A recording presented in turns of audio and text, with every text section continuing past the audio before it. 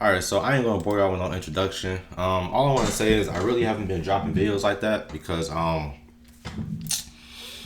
shit. I mean, the one-on-one scene is kind of dead right now. Like it's at a halt. I mean, bro, you gotta throw $30 here, $20 there, $15 there just to catch the good games. The ones on YouTube, the guys aren't showing the personality. Like Baller's Life, they got like the LPs, like the Mad Dogs and stuff like that. Like they be chirping, but like most of the people on the scene that are like on the free side of the scene, like they ain't got no personality, bro. Like I'm gonna keep it 100 with y'all. This is just me being transparent before we get into this video. I really I'm not too pressed about missing a Zoe and was one of the new guys from TNC that were in their season. Like I'm not really pressed about missing a game like that. Like I'm not. I'm sorry. I mean they're good players obviously, but they just don't really show a personality. And when I'm looking at YouTube, I'm looking for a personality and entertainment. I'm not looking for you just being good. Cause like nigga, there's the NBA. I can watch the NBA if I want to see somebody good. You feel me? But this is entertainment. You have to understand it's YouTube. You have to talk to the cameras. You have to talk to the crowd. You have to talk your talk. You know what I'm saying? You gotta do a couple of antics. That's how you build the fan base. Examples. Nitty talks a lot. LP. Mad Dog. Scoob when he was, really popping it. These guys talk Cam. Like that's why they got such big fan bases. And y'all see why the guys that are new on the scene that don't really pop it aren't growing as much or aren't getting the views that they get. Simple science. But anyways, that's just the excuse on to why I'm not uploading as much. But we got Steven Jackson. Beef explodes with LP after not drafting him in the big three. What's going on there, guys? We're back with another one, and we got to talk about Steven Jackson and this beef with Lamar Peters, who's been playing in 1v1. For those that don't know, Lamar Peters played his college basketball at Mississippi State, averaged 11 a game, 4 assists, was highly touted coming out of high school, has played for the Westchester Knicks in the G League, averaged a shade under 18, 7 assists, nearly 3 rebounds at that time. Also has played in Greece and played overseas, right?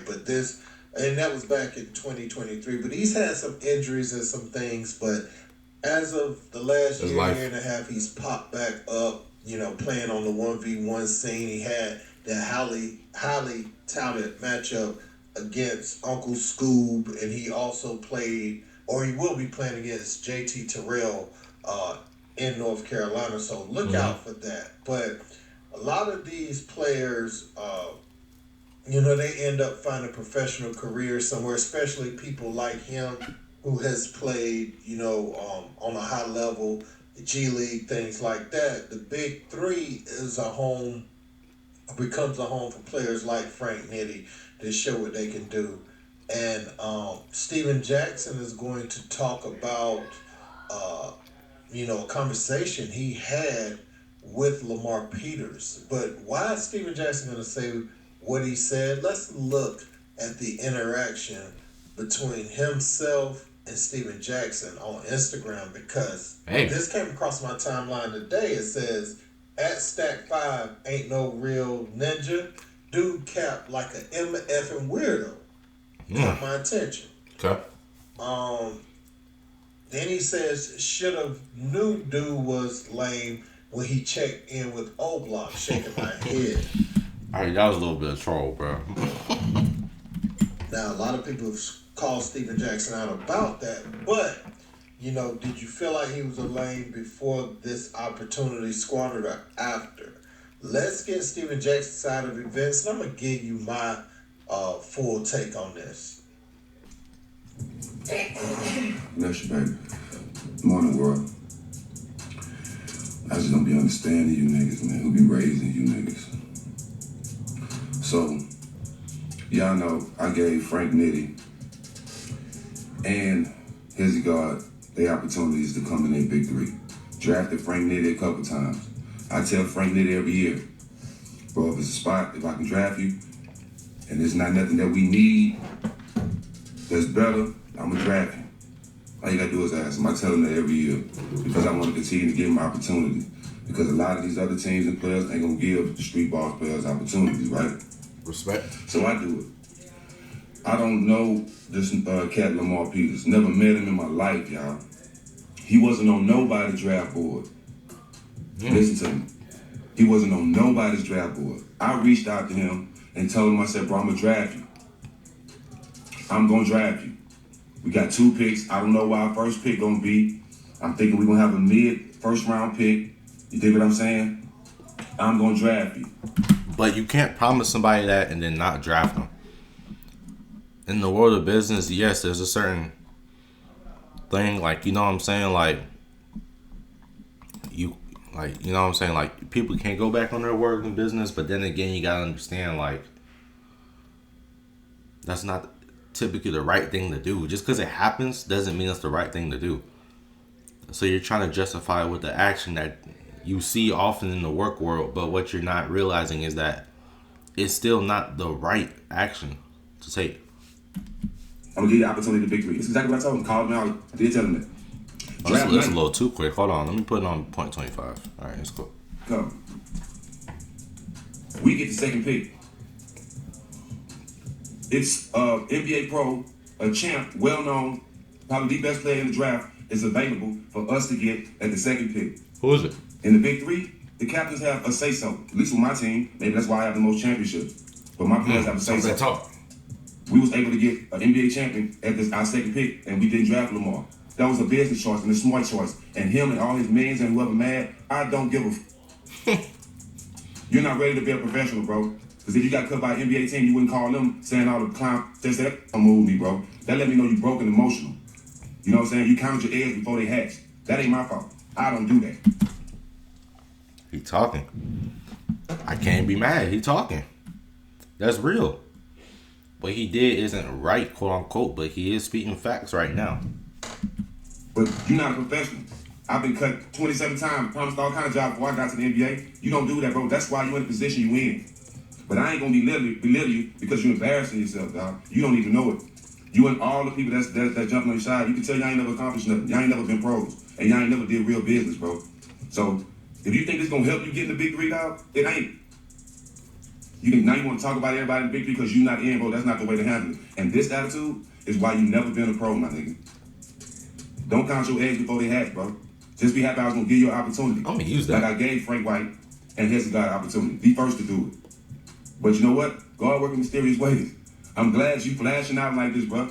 Because I escaped the problem. You would have been a problem. And you don't deserve to be in this league, bro, because of your attitude. So I'm glad you're jumping on the internet and doing all this clown. Bro. I'm glad you're doing it. You know what I'm saying? I'm glad you're doing it because you're embarrassing yourself. And everybody that's with you, embarrassing themselves too, bro. This is why, the plain reason why you're not a professional and you wasn't on nobody else's draft board, bro. Because you're not ready.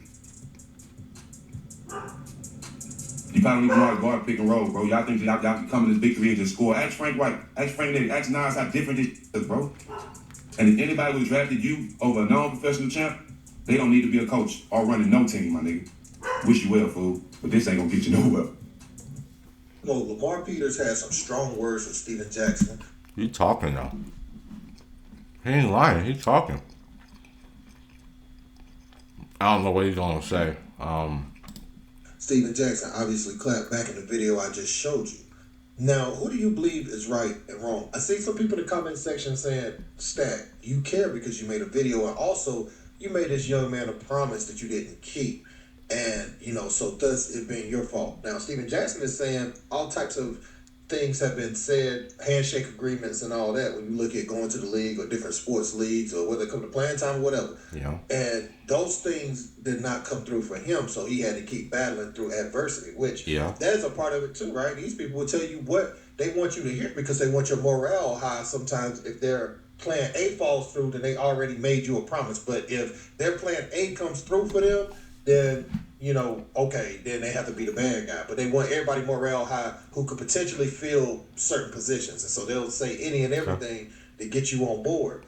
And it kind of reminds me of that, but Steven Jackson isn't lying in that sense, right? Like, Okay, he's basically repeating everything that I said, really.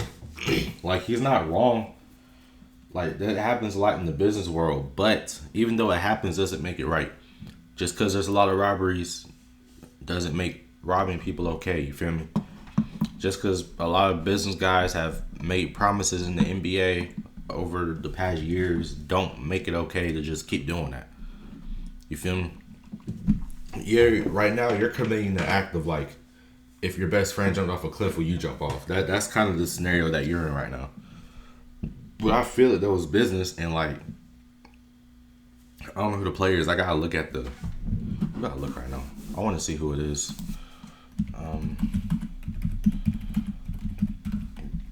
But if you got a NBA champion, obviously like a dog.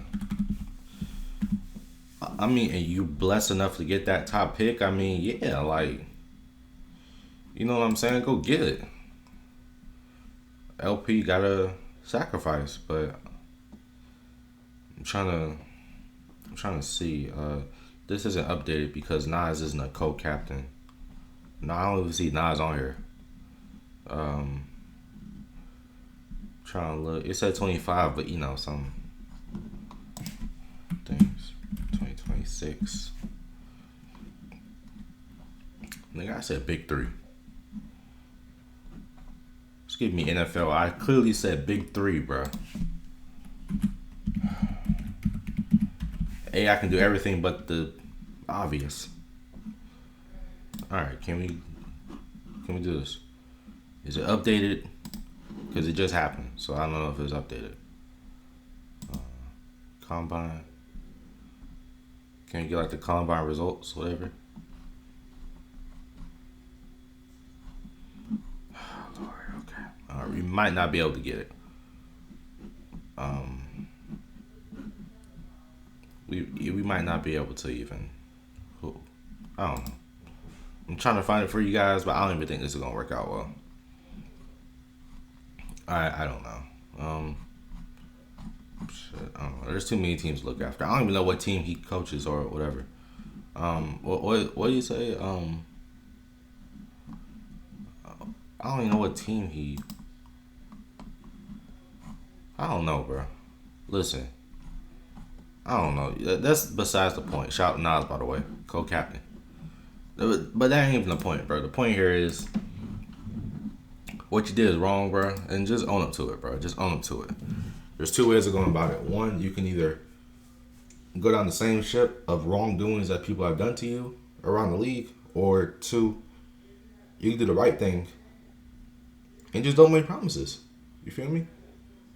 Just don't make promises.